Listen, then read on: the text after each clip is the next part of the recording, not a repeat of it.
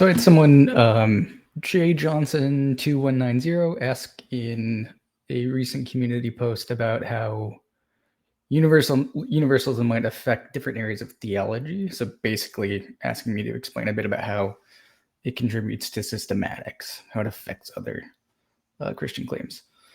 And one suggestion he brought up within that is how universalism affects theological anthropology. So I'd like to take a little bit of time to make this a short video on 3 ways universalism, and by universalism, I mean that in the end, in Christ, ultimately all things will be saved. So how 3 ways that universalism reshapes theological anthropology. Theological anthropology is really just giving a theological account of what it means to be human, or what it means to be God's creatures. So let's begin with the first one.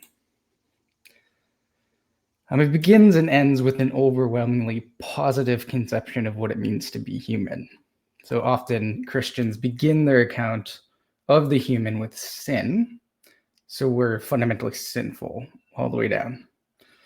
This defines what we really are and why we need to be saved by grace on this account. And this approach highlights straight away the inherent corruptibility of humanity, leaving very little and sometimes no sense of goodness as having any basis within theological anthropology.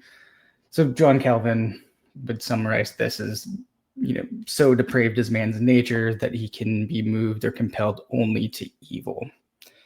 And this kind of makes sense within the system, right? Those who aren't saved by God's grace and so remain kind of locked in that initial depravity will endure what they deserve for being depraved, right? An eternity in hell. Okay. But if all things will eventually be saved by God in Jesus Christ, we can look back to God's original purposes for humanity from before the foundation of the world, rather than beginning with sin as defining humanity. And from before the foundation of the world, in love, God elected to create humans to participate with one another in the triune God forever, a communion of loving fellowship of people holy and immaculate, and in some sense divine, little g gods, if you will. So what defines the basis of universalist theological anthropology is just this positive vision. Who and what we are is loved by God and being elected to enter into loving relationship with others, to share in God's good purposes for us. Does sin occur? Yeah, of course. But on the universalist picture of reality, sin is not fundamental. It's not something fundamental to do with who we are. It is more like an external power that takes captive God's good creatures, elected for fellowship. It's a distortion or corruption of what and who we really are, not a built-in feature of humanity. It's utterly unnatural, right? So whatever ways in which the enslaving power of sin has damaged us, and whatever ways we have collaborated with it, these things will be removed in judgment. It's why judgment is important for universalists. Now, what technically would be natural is our createdness as beloved by God in Christ. And for the universalists, this purpose and meaning of humanity finds its ultimate fulfillment. It's real rationale in the final consummation of all things, when God is finally all in all, and the telos of our election and creation as humans is actually fully realized. So 2, it centers the inextricability of all creatures and their purpose, allowing us to see everyone in solidarity.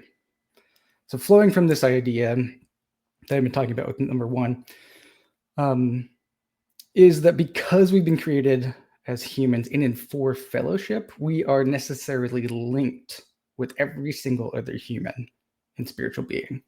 There is no like hierarchy of beings or something, like with the saved on top of this hierarchy and the damned kind of at the bottom, or those who have capital at the top and those lacking kind of at the bottom, right? Because we were created in the same way and purposed for the same thing, namely to be in God and for God to be in us forever, we now have to see every other person in basic solidarity and connectedness. And we can press into this kind of Christologically a little bit. We know that what happens to Christ happens to us, right? He lived faithfully, and therefore we're awakened within his faithfulness to respond to that and trust. He died, therefore all have died. He was raised, therefore we are. Okay? We're networked to him.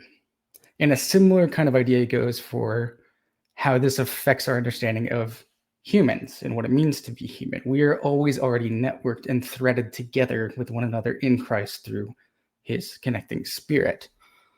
So this means that we are really only human if and only if all creatures are brought into eternal fellowship with God without remainder. So David Bentley Hart gives a really great argument for this and great examples here. That given this sort of relational connectedness that defines who we are, the idea of someone or some people going to hell forever kind of ruptures this connectedness. If someone I love, for example, is in hell forever, then somehow some part of me is also there too. Okay. I'm kind of this split anonymous figure at that point. I'm not really who I am because that's been severed. And this also needs to extend to every other human being as well, even those we don't know, even those we don't love. If there's a single human being severed from God forever, so are we in some sense. And that doesn't make any sense. If anyone is damned, then there's a sense in which all of us are.